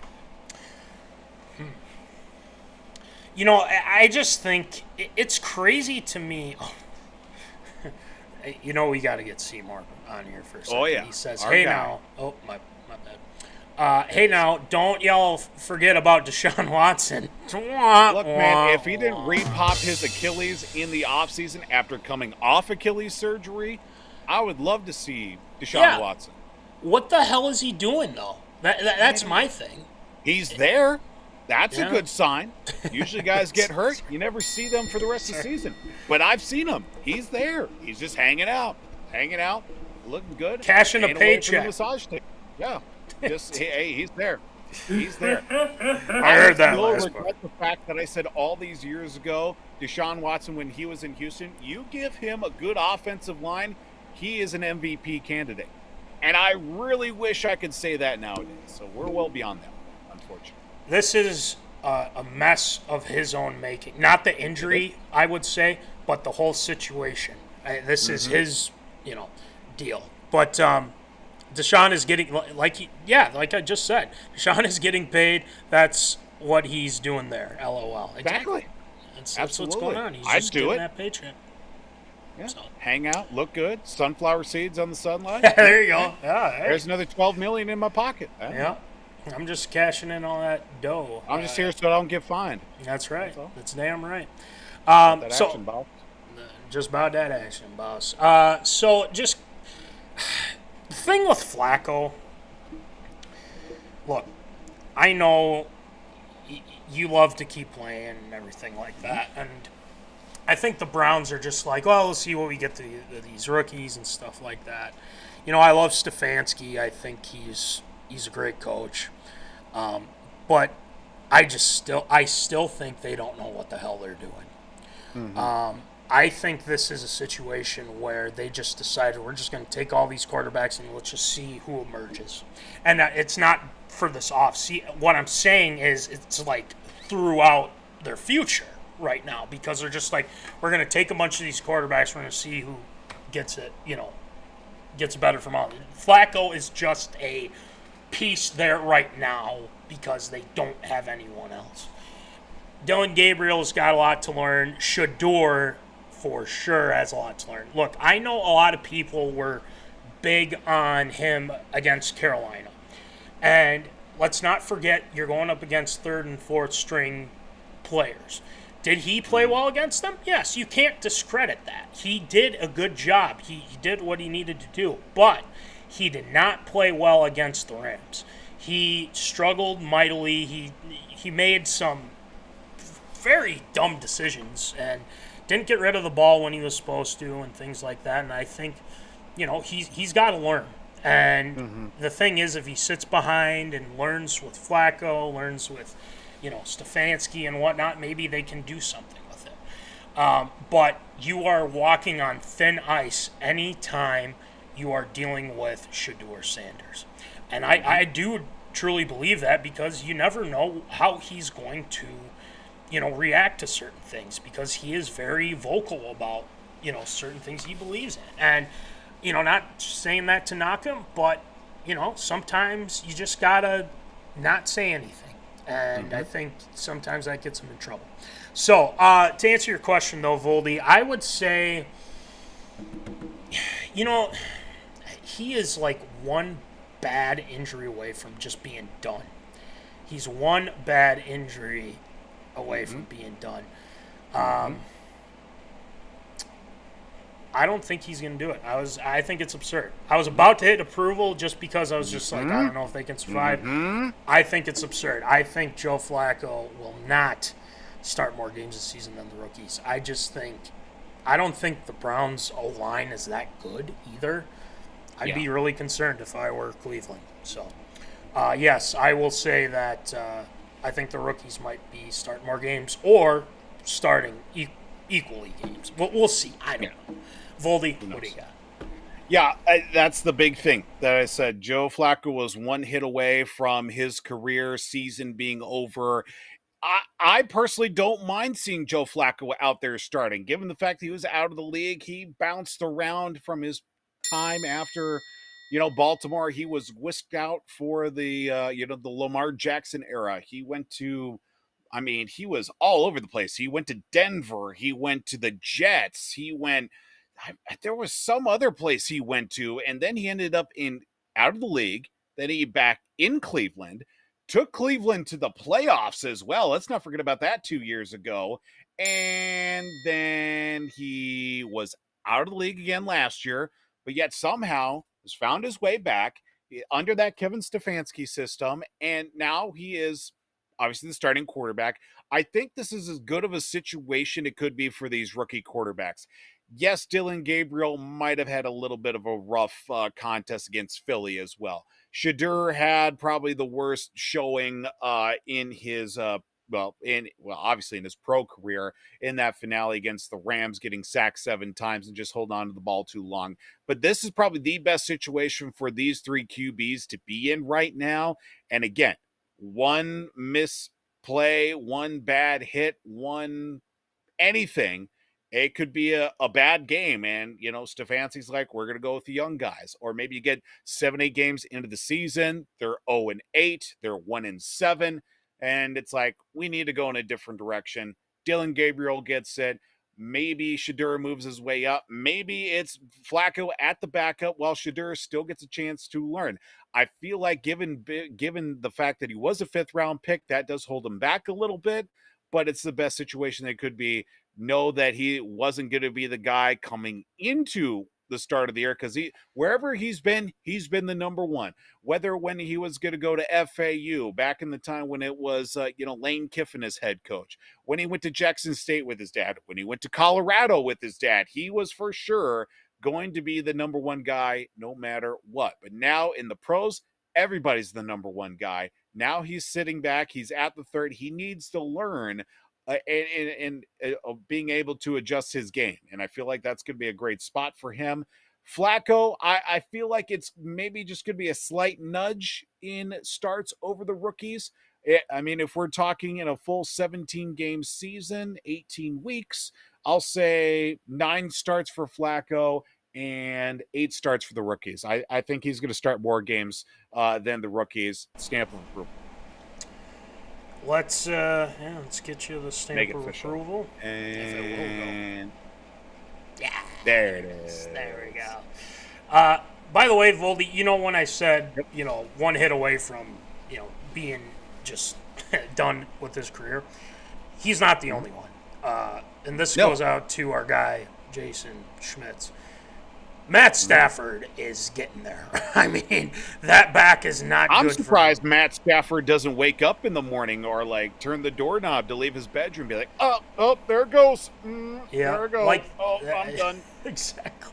Well, the thing is, too, is when he was with Detroit, you know how many times the Vikings just pummeled him?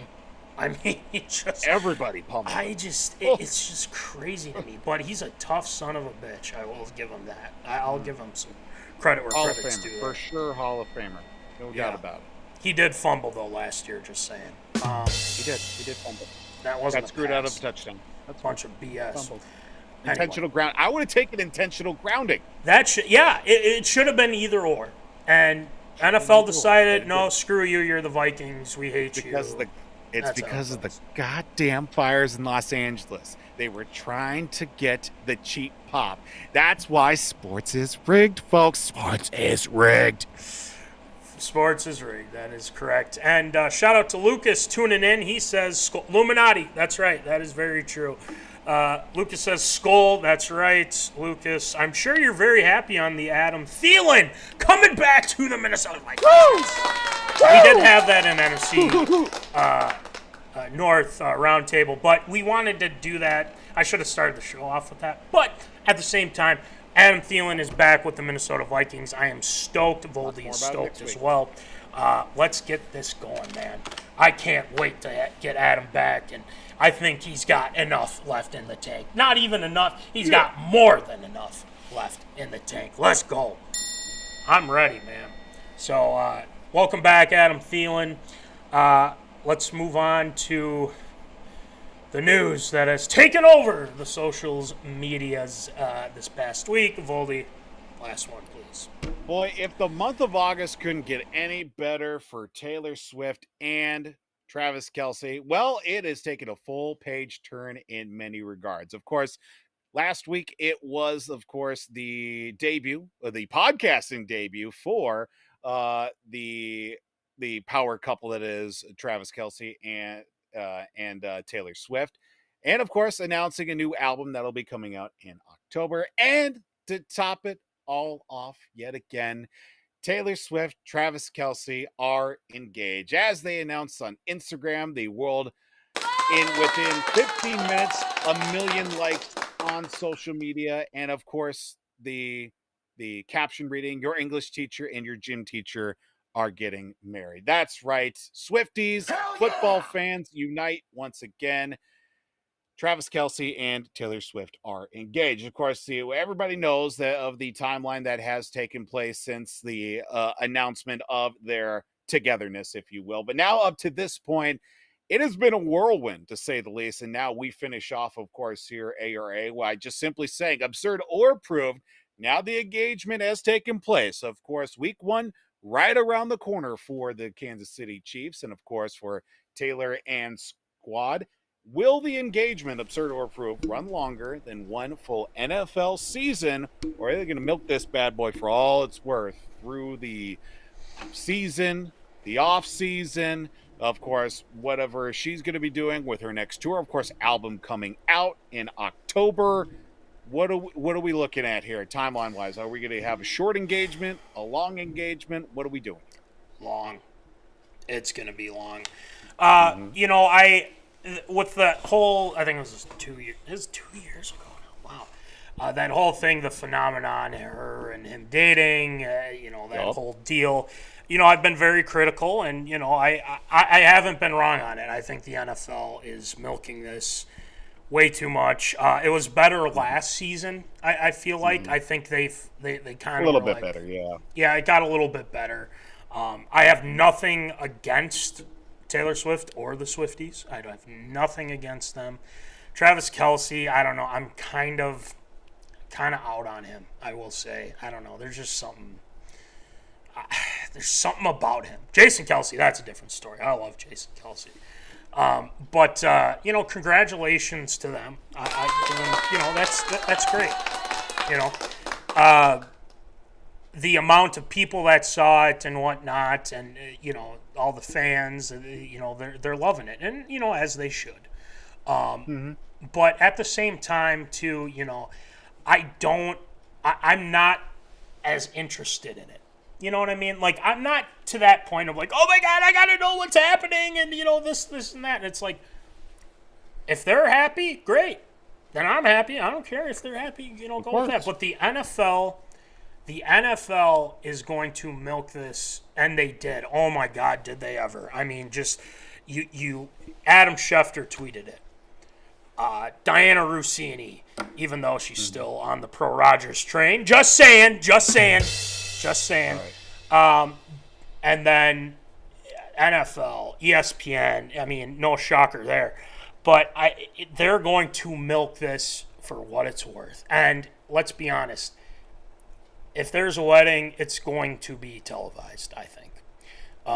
These Swifties are diehards. They're gonna love every minute of it. Mm-hmm. But Voldy, you know, in wrestling, when there is a baby face, and then there is a heel. Oh boy. The heel in me kind of wants to see this crash and burn. Yeah, that's in the back of my mind too. I'm just like, oh, that next album is gonna be fire. I'm going to say, and the thing is that benefits her. But the one thing that I just, the heel in me, this is very similar to what John Cena did to Cody Rhodes not too long ago with the Team with the Rock, even though it just fell apart. It is what it is. Yep. But I'm kind of into that if it crashes and burns. And again, I don't wish you know, bad things on anyone, but I'm just saying the heel in me kind of wants to see what happens if this goes south. But congratulations to them. Of course. I think it will. Yeah, it's got my stamp of approval. It's good, you know, good for them. I think Travis is washed at this point, football wise. Just saying. I think he did not have a good season last year, but No, he didn't. No. I mean, that just kind of shows that last season was bad. This but season he still showed up in the playoffs, though. That's I true. will say that. Yeah, showed he up, had a for couple Super good games. I will say. Yeah. You're right on that. Super Bowl is bad for everybody, but Yeah, true. Metz says puts the Swifties' boyfriends on the clock. yeah, I feel bad for those guys. Sufta. Yeah. There you go. That's yeah. That's gonna be. I don't know how many there are. I'm not going to go through them. That's for sure. Too many. I know that they're all just like God. Yeah. On the entertainment, if there's a wedding that's televised, we may see Princess Diana level ratings. Yes, that is very true. Yes. You know, it's going to. That's what's going to happen. But you know, good for them. That's all I got to really add. So Voldy, what do you got? Yeah, we're going to be in a interesting level here, given with, of course, full NFL season coming up here for Travis. You do also throw in a new album coming out for Taylor. When does the tour start? Does it start in the spring? Does it start in the summer? What are we looking at here? Are they going to go through the full range like they did with the Eras tour? Maybe, maybe not, maybe so, maybe even bigger. I don't know. These are a lot of questions, but I will throw. Yes, they will. They will go much longer than a full season. Just last season, even Travis did admit this, that he was a little bit more distracted than he has been in the past when it comes to obviously focusing on football. Thus, the drop in production significantly than in years past. I will say that maybe, of course, coming off the back-to-back Super Bowls, and of course making it there 3 times, trying to go for the three-peat, maybe just they were running on fumes at that point. Of course, making all the way back to the Super Bowl doesn't really allow you a chance to catch your breath, because from that point, here you are and getting through the offseason now with training camp through and the regular season coming up here next week. Hopefully things turn around for the better for Travis. I like Travis Kelce. He's not the greatest tight end of all time in my mind. That will always and forever be Rob Gronkowski. You can at me all you want, even as a Patriots fan too. I will say Robbie G greater than Travis Kelce for sure. But the engagement's going to run a while. They're going to soak that bad boy up for all it's worth. And coming from your angle as well, as immediately as soon as I saw the update and the message of the engagement, I'm like, oh, this is not going to be good if they break up. The NFL is going to implode. They are going to lose billions of dollars. Girl dads are going to be remorseful because their daughters are no longer going to. They are not going to be watching football anymore. They're going to hate their dad. Daddy issues. Swifties' boyfriends are going to get broken up. And that next album from Taylor will be the greatest piece of music of all time. I will throw that out there right then and there after this upcoming album, I'm sure, if it does go that route. But please, for the love of God, please don't. Roger Goodell might have to step in and be like, look, we got to make sure we got to get we got to get the ink dried on the marriage license before we do anything to say, hey, this thing is locked down. Nobody's doing anything to break up this holy matrimony. We need money. It should get that far. More money. Need that money.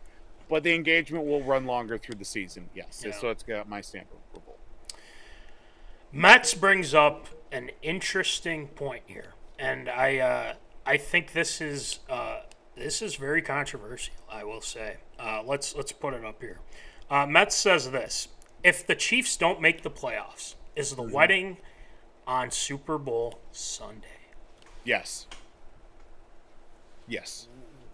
That is even better. It is the halftime show of the Super Bowl. Oh my God! Oh man, that would be something. Holy moly! Wouldn't that's it wouldn't shock me.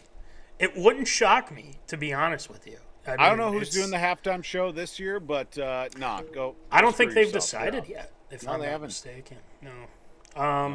It'd be interesting. Probably put that in the back pocket just to be safe. Yeah, that's very true. Very true. So, yeah, I mean, stamp of approval, good for them. It's going to last long. It will. And the thing is, if it doesn't, I want to play this because this fits in perfectly. He had his chance, and he blew it. He did. And the thing is the Swifties will never let him live it down. Oh, never. Yeah. Public enemy number one. Yes. That is very true. Like, it'd be worse than what the current situation is with the poll ads right now. It would be. That's saying something. Yeah, it'd be pretty bad. So anyway, that's kind of what I think. As a heel, if I were a heel in WWE or AEW or whatever, TNA. Anyway, great job with ARA this week, Voldy. I know we're going a little over time, but that's okay because we got Shield shoutouts to get to as well. So I say we get it going with some Shield shoutouts. Shield shoutouts.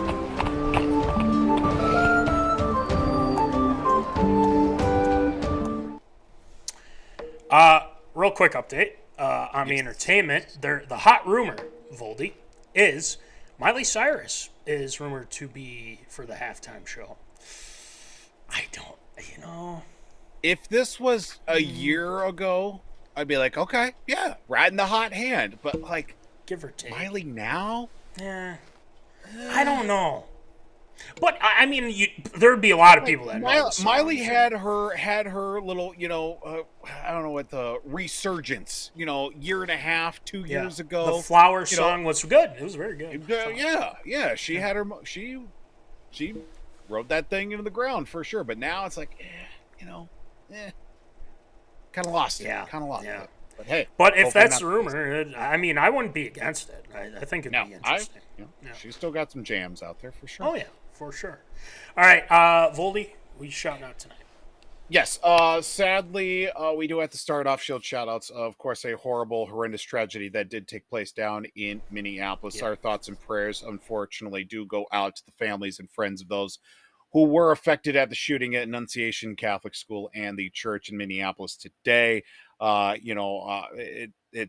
It's there's no good that comes out of any situation when it involves children, and just everything that had taken place today, the reports, and obviously those that have passed away, those critically injured. We do send our thoughts and prayers out to them at this time. And of course, there's just a lot going into it without going into it that we could dive into, but we just need a lot more love in the world and just a lot less hate. Everybody love everybody, just let people be people for sure. Leave the kids out of it for sure. And I do want to send a Shield shout out as well to the Smiles for Jake softball team, as we had a hell of a season that finished up on Monday. A little bit rocky during the regular season, but we did get a hell of a run out of the playoffs. Started off 2-0 last week, including beating Team Subaru, that we had them on the rope all season long, even though that we couldn't get through in the regular season. We came up short against them in elimination as well, but we did have ourselves a deep team when it did count. Cannot wait to see what we are going to look like as a team with players, and also maybe even a new look coming up for 2026. So be sure to stay tuned on that. And that's going to do it for Shield shoutouts this week. Voldy, and yes, like you said, with the whole Annunciation thing and whatnot. I mean, these are kids, man, and it was. I mean, I was shocked when I heard and everything like that. And yes, we send all the prayers, everything, to that community. And I mean, this is just, there's not a whole lot of words to really say, but pray. And, hopefully there's some change that comes from this too, because that's just, it's crazy. And, the heroics from these kids, protecting the younger kids, the teachers, and everything like that. I mean, it's unbelievable. They're the true heroes, and whatnot. And our first responders as well. Thank you. Yes, absolutely. And congrats on the softball thing, by the way. Very, very cool. Very nice run. Mets, back to the Miley thing real quick, Voldy. Miley would go to PG to X real quick. Yeah, I'd agree with that. Yes, she would. Yeah, she definitely would. She would. This, I mean, it could be Janet-esque, by the way, if you know what I'm talking about. Yeah, but when Miley would do it, it'd be on purpose, though. So, hey, yeah, true. Very true. All right, well, that's the deal. That's a great job with Shield shout-outs, Voldy. Voldy, 250 episodes of MinneZona Sports Live. Let's give claps out to everyone, and especially the guys who are on today. I mean, claps out to you guys hopping on. I know, and again, we don't hate Mitch. We just think Mitch choosing the Bears is just a crime in itself. But you know what? We have a good time with it. It was great talking with those guys. We'll see how the season goes. And if there's absurd statements, you will be the first to know. So, and thank you to all the zoners that have tuned in. I mean, guys, I was just at a draft last night with my childhood friends. And they've mentioned that they've seen the show. They love the show. Nice. And one of those guys being our guy, Alex Zappa, by the way. Yeah. So shout out to Zaps. He feels good about the team and whatnot, but then again, people don't. I mean, no one cares about your fantasy team, Matty C, or anyone else's. I get, yeah, we get it. Whatever. Anyway, but those guys tune in even after the fact as well, so I appreciate them doing that, and just everyone who's tuned in. 250 episodes is a great accomplishment, and we're just getting started, baby. Come on now, Voldy. Since it is 250 episodes, I think we need to do a giveaway. And I think that giveaway is ready to go. So, Voldy, this week we'll be having, let's call it a drawing. Let's go with that. Yes. We're going to be doing a drawing and whatnot, the giveaway. Voldy, what can those zoners win? They are going to win this guy right here. As the weather begins to turn towards the fall, a MinneZona Sports Live quarter zip fleece pullover. Yes, it is fleece on the inside. Let me double check. Yes, it is fleece on the inside. Got that beautiful MinneZona Sports Live on the front, the MZ Sports Live on the left sleeve there for you. We are going to be doing a drawing for this. We'll announce the winner coming up here next week. I only got 2 X's, so you're going to have to deal with it. If you are a medium or a small, get bigger. This is what we call real people size. 2X is the way to live, but if you wear a 2X, you are good to go. These are for you. Of course, we'll be doing a drawing for these, and we'll announce a winner next week for this quarter zip. But if I am feeling very generous as well, maybe I throw in a hat, maybe a nice winter hat. Maybe I throw in a orange hunting hat. Hunting season just started around the corner. Got the neon green hat, MZ Sports 5. Of course, do have the 5th anniversary. Not once, but twice. That's right. Limited edition. Only got 5 of those right there. We do have our final co-branded Adidas with the MZ Sports Live logo on there. And, of course, the OGs with the Digi Camo, with the American flag print as modeled by Metzler early on the show. Maybe I'll throw in one of those just to spice it up a little bit for 250. So tune in next week. Tune into the socials medias as well to see how you can enter in for the quarter zip. I have not been to Minnesota in probably 20 years. 250 episodes of MZ Sports Live. There we go. As Ant said to Charles Barkley, bring ass. That's right, bring ass. We will keep you up to date on the socials. Voldy, next week is the Purple Preview Show. Yes. Features myself, obviously, Voldy as well, and our guy, Mikey Ryan. Yes, we are looking forward to having Mikey on, talking all things Minnesota Vikings, Bears. Mitch is going to be sobbing and crying after Monday night. It is going to be glorious. I love it. It's just too much fun at this point. Purple Preview next week. We will keep you up to date on the giveaway. So, to round things off, you guys know the deal. Pick'em has been going on. Sign up before the season starts. You can win MinneZona merch. You know the deal. If you want to join, we got sweatpants, we got shirts. Voldy showed the hats, the stickers, the quarter zips, the sweatpants, the tumblers. I mean, we've got it all, guys. We got it all for you. A lot of stuff. We got a lot of stuff. We do. We don't need it. We don't need it. Take it. Yeah, I have enough stuff right now. I need you to want it. Just saying. Yeah, that's right. Very true. Thank you to National Fleet Graphic, Crown Rental, Tyler Knutson. Shout out to W2 Performance, our guy Will Rattel at www.w2performance.com. With everything that's going on with Will Rattel, he's on podcasts and stuff like that. We got to get him on soon. Make sure you check out the Brotherly Ballers podcast. Tyler Herman, Jack Vickers, they're getting started. They're getting going. They have been busy working and getting ready for drafts, and they've been posting stuff, so make sure you check out their stuff. And then check out our guy, TLS Performance, Troy Stoudemire Jr., baby. The Gophers play tomorrow. Yes, they play Buffalo. Crap, really? It's crazy. Yes, they do. If we didn't have the round table, we probably would have talked. But Gophers play Buffalo. I got the Gophs. Row the boat, Sky Yuma, go Gophers. I think they'll probably beat Buffalo. I hope so. We'll see what the quarterback situation is without Brosmer. I think it's Lindsey or something like that is his name. But anyway. Give Coy Parrish the ball. Let him do everything. Yeah, Coy Parrish, killing it, man. Shout out to him. Shout out to Popcorn Bucket List, Nick Dahlhoff, and Rhino Meyerberg as well. Omni Entertainment. Check out all their stuff. Shout out to them for tuning in tonight. Throwing out some awesome comments, funny comments, by the way, too.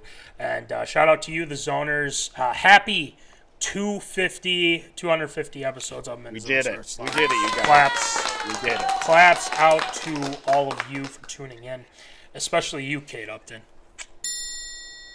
You know. That's all. Ball's in your court, girl. Ball. It's been there for years now. It's been there for a long time. I feel like we're on a decade now at this point. So I think we are. Yeah, you're not wrong on that. we're old, Matt. We're getting old. We are getting old, my friend. With that being said, next week, Purple Preview, you know the deal. Check us on the socials medias. We are still banned on Instagram. We're trying, man. We're going to keep trying, and it will be back. I promise. I think it's going to be back. So, without further ado, as always, remember, folks, keep it so. Holla. Thank you for watching MinneZona Sports Live. Join us Wednesdays at 7 p.m. for live show broadcast. And as Voldy likes to say, follow us on all the socials medias.